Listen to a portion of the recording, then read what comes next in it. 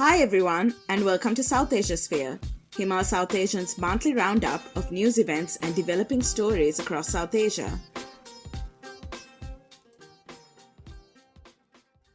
I'm Raisa, and I'm joined by my colleagues Shubhanga, Malan, and Shweta. Hi guys. Hi. Hello. Hi. So, our big stories in this edition include the state and civil society response to escalating violence in Myanmar and environmental issues in Nepal and Sri Lanka. We'll also be doing a quick roundup of other news stories we're following around South Asia, as well as our new culture section, Bookmarked. Thanks to all those who participated in our polls on Twitter and Instagram and helped us to pick the name. So let's start off with the situation in Myanmar.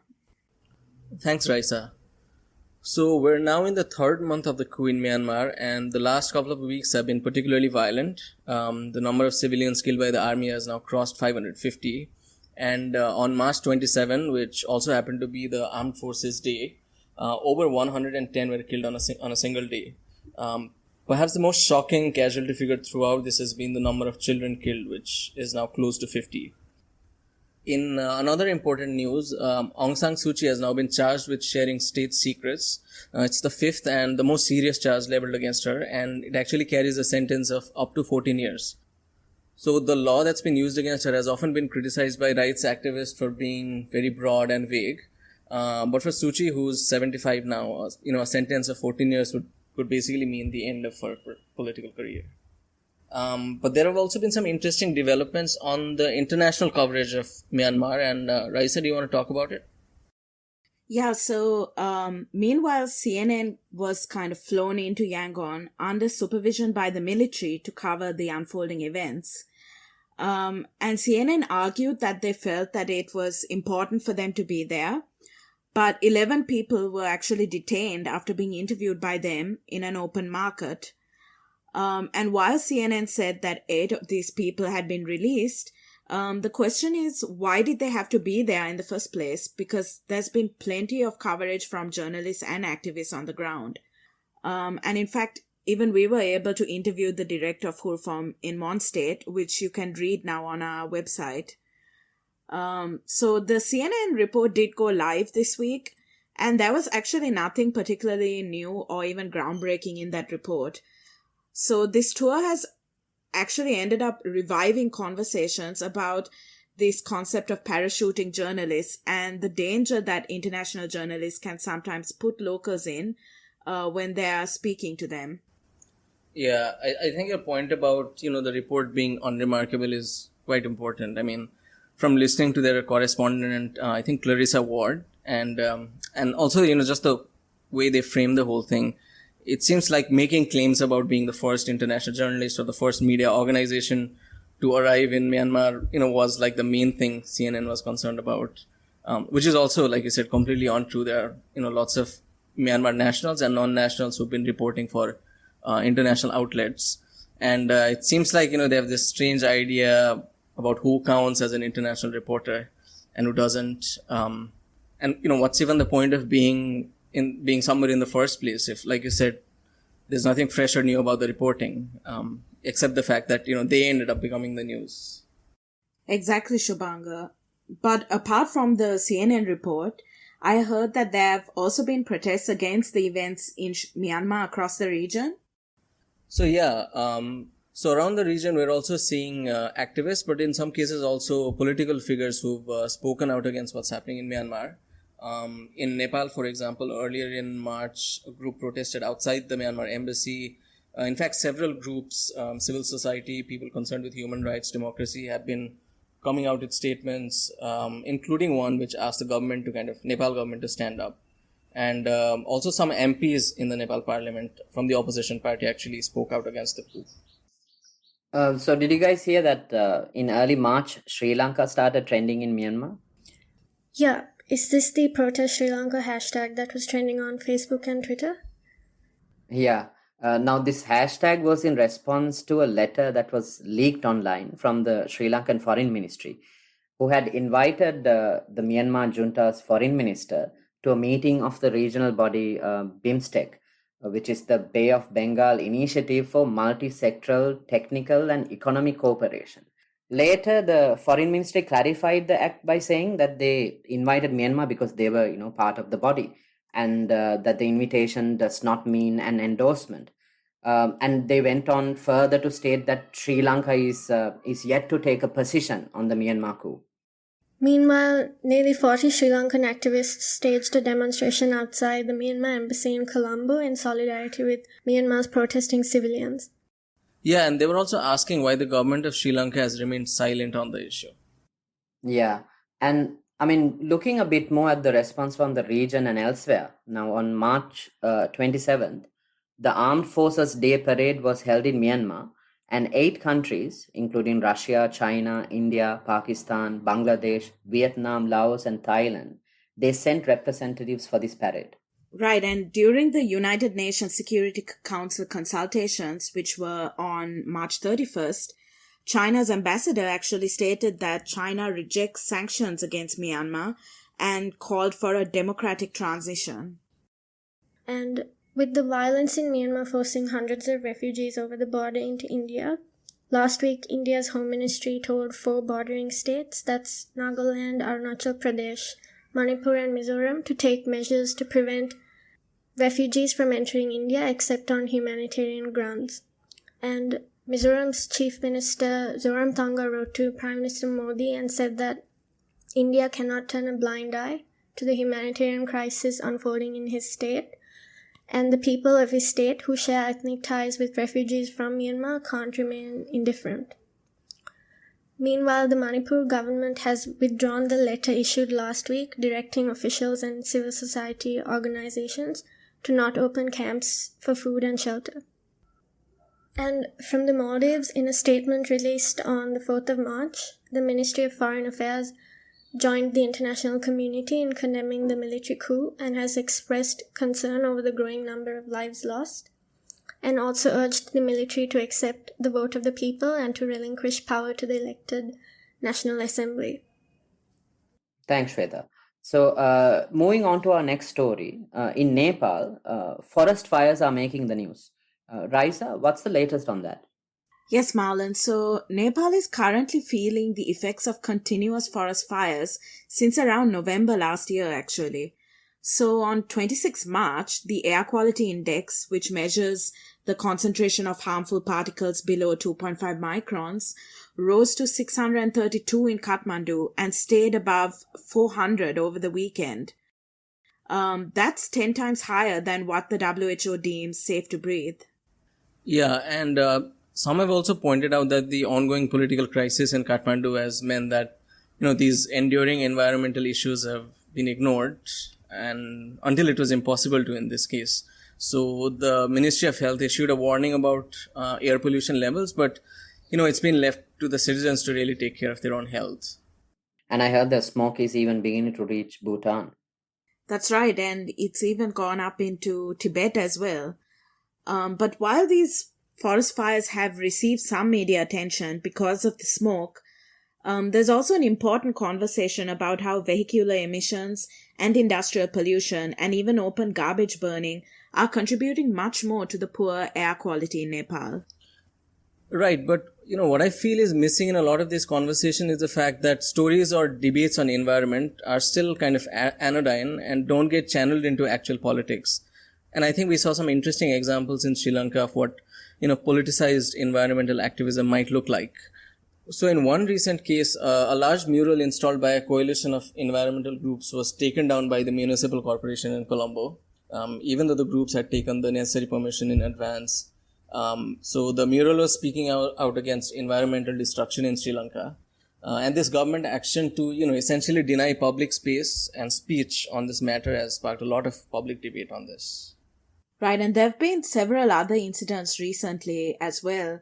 For example, the argument between Gampha District Forest Officer Devani Jayatilaka and Minister Nimal Lanza about the Nigambo Lagoon Development Project, and specifically the continued dumping of soil in the vicinity, which would really damage the mangroves. As Devani points out, they're this ecological site that really needs to be protected. Yeah, Raisa, and just like Devani, there was the 17-year-old Bhagya Aberatna, who raised concerns about deforestation in the Sinharaja rainforest on a TV program. And what followed was like a calculated campaign against her in social media to discredit her claims. And there were others who criticized the program, saying that it was scripted. So this subsequently led to Bhagya being interrogated by the police and environmental officers. Right, and after these incidents, the state now seems bent on seeing environmental activism as a threat. So they've recently said that they would recruit 323 environmental officers to monitor accurate and false information about environmental incidents on social media, which is concerning to say the least.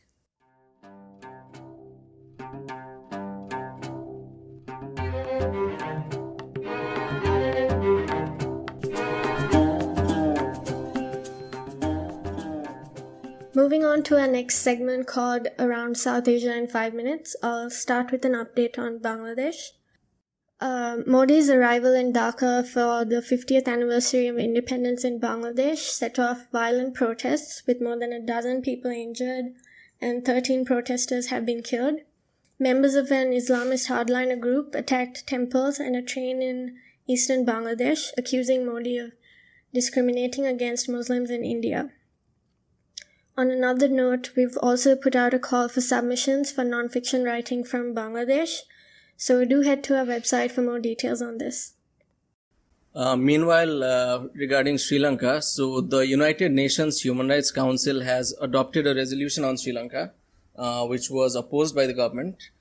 So what does it mean for the country? Well, right now it basically gives mandate to the Office of the UN High Commissioner for Human Rights to start collecting evidence of war crimes and crimes against humanity committed by either side during the civil war. So the immediate thing that will likely happen is that some funds will be set aside to create such an office. Yeah, and it seems that political and constitutional crises are now a trend in the region. So now it's kind of Tibet's turn, with the Chief Justice and 2 Justice Commissioners of the Tibetan Supreme Justice Commission abdicating their posts after being dismissed by the Tibetan Parliament in exile on charges of abuse of power. Key to this crisis is actually Article 40 of the Exiled Tibetan Charter, which requires that the House of Parliament meet around every 6 months. And this was actually violated last September when the House cancelled sessions due to COVID-19. Now, the justices ruled that this was actually unconstitutional, despite the situation, and they revoked voting rights for 11 members, resulting in them being unable to vote in the preliminary round of elections in January 2021. And now there's a new article in this charter being talked about, which is Article 54, which restricts Parliament from removing the Chief Justice and the other 2 justices without a report from a probe committee. So this crisis has essentially pitted Tibet's parliament in exile against its judiciary. And it's not unlike what happened in Nepal in the past few months and in Sri Lanka in 2018. So moving on to Pakistan, a shipment of 50,000 doses of Sputnik vaccine were being held in storage because the drug regulatory body and the government decided on a price, which the importer refused. Eventually, it was released. It's also important to note that Pakistan is one of the first countries in the region to allow private entities to import the vaccine. In contrast, in the Maldives and Bhutan, successful vaccination campaigns are driving the reopening of tourism now. So Maldives had around 100,000 tourist arrivals in March, and on 27 February, they had administered the first dose of the vaccine to over 100,000 people. All right, now on to our cultural section, which we are calling Bookmarked.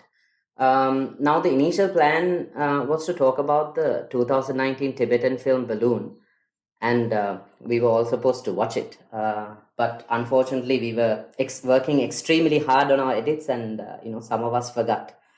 But Raisa, who always understands the assignment, has watched it and is here to save the day. Yeah, it's totally fine. I mean, I quite enjoyed the movie actually. So Balloon, basically, it follows the story of a Tibetan family who farms. And it's set in the 1980s at the time of China's, restrictive one-child policy. And without giving away too much of the plot line, I'd say that it's really a story that kind of talks about this tension between tradition and modernity.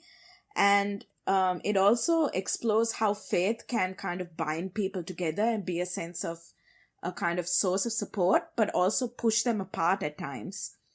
But what I particularly liked about this movie is it's also kind of really wryly humorous from the opening shot.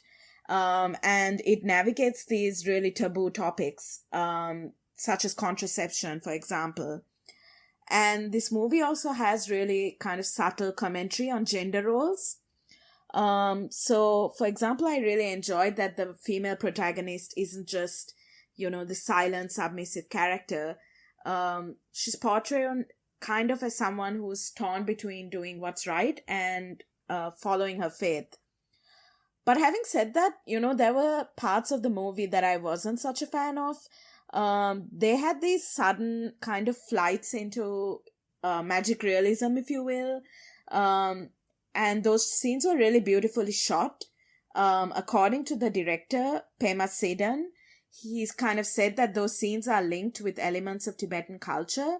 And they are really beautiful. And you can see that what they are hinting at, it's kind of talking about the nature of youth and about loss and grief and death. But I also felt that sometimes, the way it was inserted, it kind of distracted from the narrative of the story.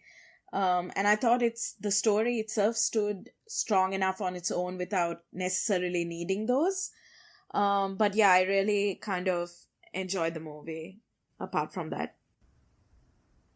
Yeah, that sounds interesting, and I think we can all go back and watch the movie also. I've got a book recommendation. So this is Amit Chowdhury's Finding the Raga, which just came out or is out next week, I think. So Chowdhury is an essayist and a novelist, and pretty well known for doing that. But not many people know he's also an accomplished vocalist in the North Indian Hindustani classical tradition. So the book is really a reflection on music and art and philosophy of music, and also what he calls a highly personal introduction to Indian music. So it sounds really interesting, and good writing on art, especially on music, is kind of rare in South Asia these days, and I'm really excited about this book because I think Chowdhury is also a great writer, so that'll be interesting to look forward to. Right. Well, I didn't actually read anything from the region per se.